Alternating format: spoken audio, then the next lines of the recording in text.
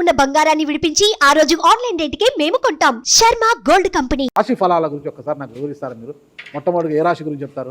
తప్పకుండా. ఇప్పుడు ఇది మనకు వచ్చేది 2025 ఆంగ్ల సంవత్సరాది. ఓకే, అంటే కొంతమంది విమర్శించారు 24 కదా, 24 25 అదే 25 ఆంగ్ల సంవత్సరాది అంటే మనం ఇంగ్లీష్ క్యాలెండర్ అంటే 25లో వచ్చేది 25 ఆంగ్ల 25 కదా, జనవరి 1 25. ఓకే, జనరల్ గా మనము అంటే మరి మీరు ఉగాది నుండి ఎందుకు చెప్పట్లేదు అంటే చాలా మంది ఉగాది వరకు కూడా ఆగట్లేదు, జనవరి 1 కూడా ఆగట్లేదు, డిసెంబర్ నుండి నవంబర్ నుండి అడుగుతా ఉన్నారు అందరూ. ఓకే, ఇప్పుడు క్లయింటెల్ నన్ను అడిగేవాళ్ళు ఏంటంటే గురూజీ ఇప్పుడే చెప్పేసేయండి మాకు, మేము జాగ్రత్తలు తీసుకుంటామని చెప్పి అడుగుతా ఉన్నారు. సో అందుకనే 2025 సంవత్సరం ఆంగ్ల సంవత్సరాది అంటే జనవరి 1 నుండి ఎలా ఉండబోతుంది అనేది మనం ఒకసారి చూసుకుంటే, అన్నిటికంటే ముఖ్యంగా ఈ వచ్చేటువంటి సంవత్సరం పేరు శ్రీ విశ్వావసునామ సంవత్సరము. విశ్వావసునామ సంవత్సరము. సో రాబోయేటువంటి ఎందుకు గురుగారు అది వస్తుంది పేరు 60 సంవత్సరాల్లో ప్రతి సంవత్సరం ఒక్కొక్క పేరు వస్తుంటది. పేరుతో ఏం స్పెషాలిటీ లేదు. క్రోధినామ సంవత్సరం అంటే నెగిటివ్ అట్లా ఏం లేదు. సంవత్సరాల్లో దీని పేరు విశ్వావసునామ సంవత్సరం. సో ఈ సంవత్సరానికి అధిపతి రాజు కాబట్టి, రవి కాబట్టి రాజు. సో రవి మనకు కమాండ్ చేస్తూ ఉన్నాడు కాబట్టి ఈ సంవత్సరం అతి ముఖ్యమైన విషయం ఏంటంటే రాజకీయంగా దేశవ్యాప్తంగా రాష్ట్రాల వ్యాప్తంగా పెను సంచలనాలు నమోదవ్వడము ఈ సంవత్సరం 2025 సంవత్సరం లక్షణాలు. ఎందుకంటే రాజుల మధ్యన రాష్ట్రాల మధ్యన గొడవలు, మరీ ముఖ్యంగా కొంతమంది ప్రముఖ రాజకీయ నాయకులకు మృత్యుగండము, అలాగే అన్ని రంగాలలోకి సెలబ్రిటీలు, సినిమా ఇండస్ట్రీ, రాజకీయము, బిజినెస్, ఎనీ ఇండస్ట్రీ, యువకులు, మరి ముఖ్యంగా మగవాళ్ళు యువకులు 40 సంవత్సరాల వయసులోపు ఉండే వాళ్లకు కార్డియాక్ అరెస్ట్లు అనేటివి ఈ సంవత్సరం అతి ముఖ్యమైన విషయం. ఎందుకంటే ఆల్రెడీ మనం చూస్తున్నాం ఇప్పటికే, కానీ వాటి తీవ్రత పెరిగే అవకాశం ఉంది. కారణం ఏంటంటే రవి కమాండ్ చేస్తూ ఉన్నాడు కాబట్టి. రవి అంటే చర్మము, హార్ట్, కళ్ళు, ఎముకలు. సో కరోనా లాంటి అంత పెద్దది కాకపోయినా ఒక సమస్య, ఒక వైరస్ మళ్ళీ ప్రపంచాన్ని బాధించే అవకాశం ఉంది. అది మరీ ముఖ్యంగా చర్మం మీద దాడి చేసే అవకాశం ఉంది.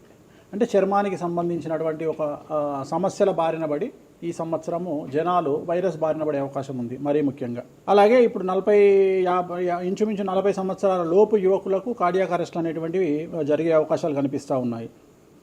అలాగే ఈ సంవత్సరం గుండెపోటు వల్ల మరణాల సంఖ్య చాలా ఎక్కువ.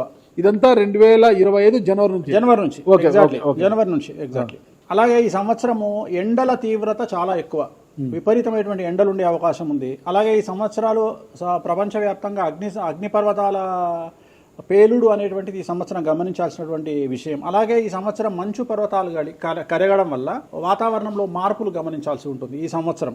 అలాగే అమెరికా దేశానికి విపరీతమైనటువంటి గాలి తుఫానులు, వరదలు ఈ సంవత్సరం కనిపిస్తూ ఉన్నాయి.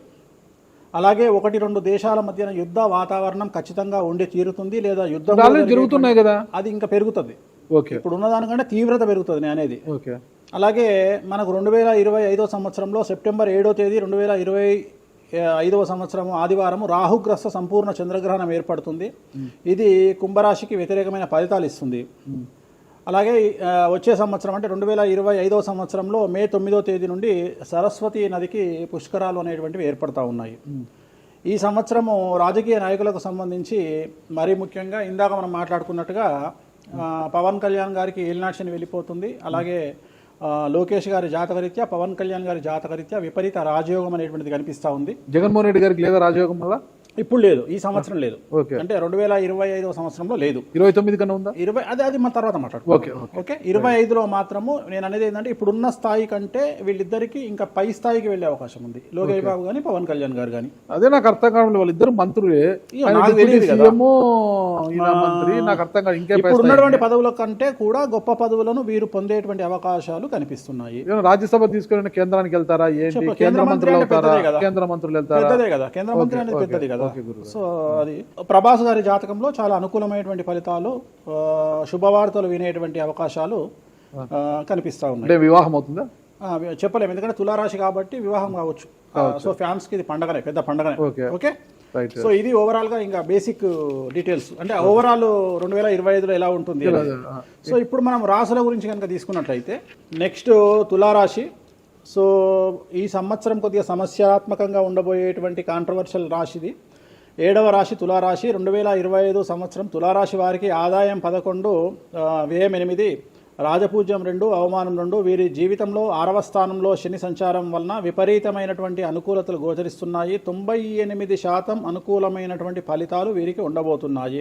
అన్ని రంగాల యందు ఆధిక్యత, వ్యవహారం లాభించుట, అప్రయత్న ధనలాభము, స్పెక్యులేషన్స్, షేర్ మార్కెట్ రాణించుట, స్థిరాస్తి వృద్ధి, బంధుమిత్ర లాభము, వ్యాపార లాభము, ఉద్యోగ లాభము, ఉద్యోగంలో ప్రమోషన్లు, అవివాహితులకు వివాహయోగ సూచనలు, ఉద్యోగ లాభము, రైతులకు అన్ని పంటలలోనూ అనుకూలమైన ఫలితాలు, అన్ని పంటలు సమృద్ధిగా పండి దిగుబడి రాబడి ఎక్కువగా ఉండడము, గవర్నమెంట్ ఉద్యోగస్తుల్లో మరీ ముఖ్యంగా పోలీసు లేదా ఐపీఎస్, ఐఏఎస్ పదవుల్లో ఉండే వారి మీద ఏసీబీ, సిబిఐ, ఈడీ లాంటి సమస్యలు, వివాహితులకు వివాహయోగ సూచనలు, సంతానం లేని వారికి సంతాన యోగ సూచనలు ఈ సంవత్సరం గోచరిస్తూ ఉన్నాయి. తులారాశి వారి జాతకంలో అతి ముఖ్యమైనటువంటి విషయం ఏమిటంటే వీరి జీవితంలో 2025వ సంవత్సరంలో పెను సంచలనం, అతిపెద్ద సంచలనం అంటే పోలీసు కేసు కానీ, కోర్టు కేసు కానీ, లేదా ముఖ్యంగా మీడియాకి ఎక్కడం, సమాజంలో విపరీతమైన ప్రచారం, చెడు పేరు ఏర్పడుట ఈ సంవత్సరం కనిపిస్తూ ఉన్నది.